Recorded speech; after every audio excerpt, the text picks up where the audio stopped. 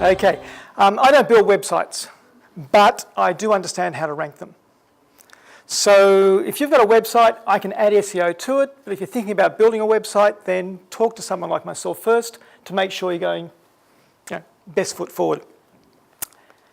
The thing is, you're the local expert in your business. So you know your business, you know your market.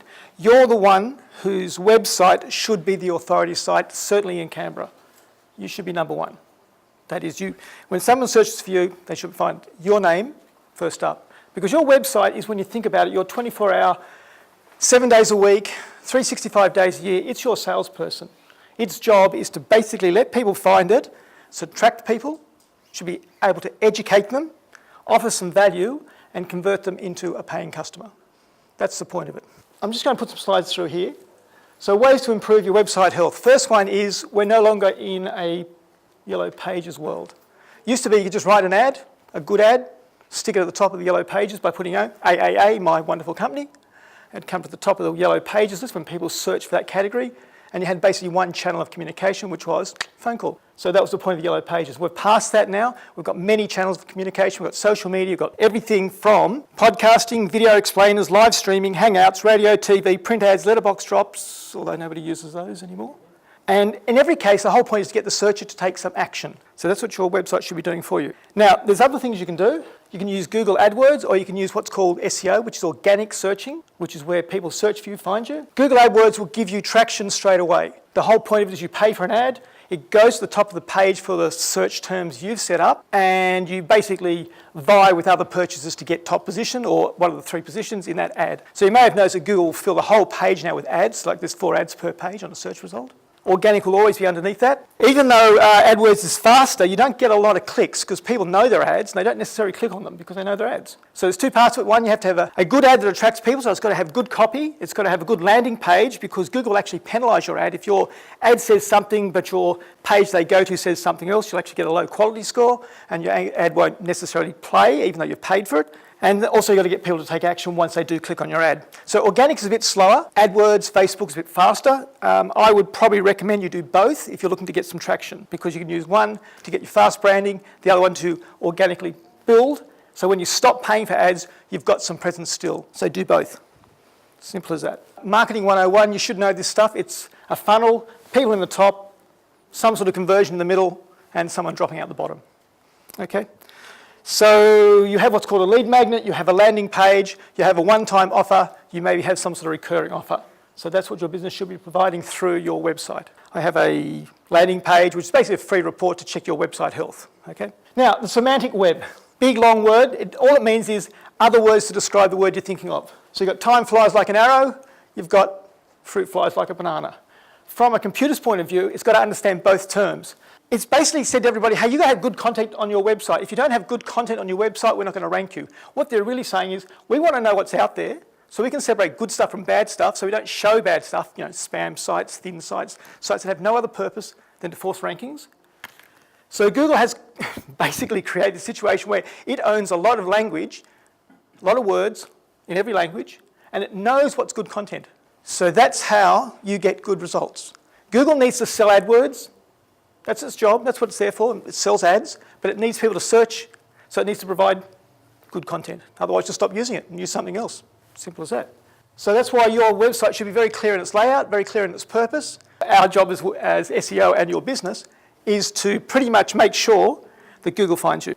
You've got title text. These are the things on your website you need to be aware of. You don't need to know the technicalities. I'm going to show you the very quick technicalities, but there's 3 things that you need to think about for your website. These are free. You don't need to spend any money doing them. So one is your title text, the link that people go to, and headings on your page. Make sure they're clear, they're consistent, and they're relevant to your page or to your business. Geolocation is very simple. When you take a photo, latitude and longitude get stored in it. You can change that to whatever you like. Change it to your business address, your actual physical address, and Google will go, oh, you're in this picture, oh, that's your address, oh, you're in that picture, you're in your address as well. So that gives you more relevance, gives you more authority, gives you more credibility. These are taken from the web. These are people's search results. This one here, I can see it's got the word index, don't know what that means. It's the Aboriginal association of something. But the content is like no idea because Google just said, oh, I don't know, and it picks stuff up. So it's phone numbers, it's the address, it's just jumbled. Then you've got somebody else, the ACT Chinese business, Council, they were a bit smarter. They went, right, we're going to add some words there that make sense. So this is the title, the meta tags, all that stuff. And so that's what people see, and they say, oh, okay, I should take some action based on that. And that's what you're looking for. That's when you want your search results to work. So, you've got to think of all these things when you're talking about how to make your website not only be an authoritative site, but be an attractive site for Google to use, and for people as well. Geolocation, as I mentioned before, is just a latitude and longitude. Also, you can add some keywords to it. So if you name your pictures you're uploading, that's a good thing too. Just don't call them what they came off the cameras, D13426 at whatever date. Actually put a name against them that reflects your business.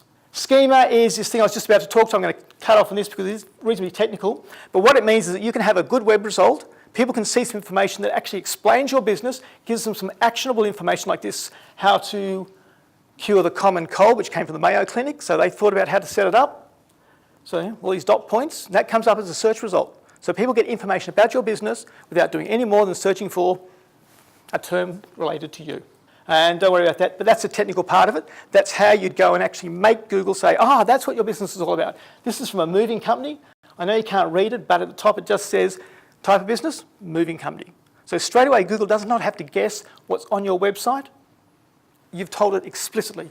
So it's very good for its indexing. And anytime someone searches for moving, your site's going to be found because you've told it. This is what it's all about. Here's the hours of opening. Here's the costs. Here's the products we sell. And all these things are called schema. It's been around for 20 years. 2001 is when it came out. It's now being used. Google is going to continue using it. So even though it won't rank you, it will give you that head start when your business has to be found. Okay, I'm going to pull that in 8 minutes there. But David, I'd like to ask you a question. What I'm seeing here is that there's a very, very immediate process. I mean, once upon a time, like you said, there was, yellow pages, that was it, didn't get it right, not happy jam. Now there are so many things to stay across and be aware of. That's what you do, yeah? That's it. I mean, it's a joint partnership between your business and, I guess, my services. If your business is, I want a brochure on my website, that's all I want it to do, fine. We'll just rank it to be a brochure site. But if it's an e-commerce site where you sell things, it's a different form of SEO that needs to be applied to it. The same technique you use in those sites won't work on commerce. For example, so you have to really just understand what is the medium that your message should go through. Is it heavily visual? Should you be using Pinterest and YouTube? Well, of course you should, because they're going to help you rank. Because Google wants to see you everywhere. So those sorts of things you have to think about when you're putting your website together. These are the things that you'll discuss with people and help them. Someone has this type of business, you understand that this type of business sees this kind of exposure. One more question, because we've got other speakers coming up. Does it work? It sounds like it's something you've got to keep on doing. It is. Unfortunately, it is. It's like marketing. You have to build up your marketing strength before you can just coast. Think of Coca-Cola and Nike. They didn't start off as, like massive brands, but because they kept on going, because they had, I guess, traction, let's call it that, you can say the word Nike and everybody knows, oh yeah, it's shoes. We're talking about local markets here where you're not getting a lot of competition, truly. So if you want to be, best plumber in ACT, and you put words like emergency plumbing repair, hot water serves, leaky pipes, things that go around this semantic web I mentioned before, Google's going to pick all that up and go, oh yeah, I know what that word means, and it's going to keep relating back to you as that plumber.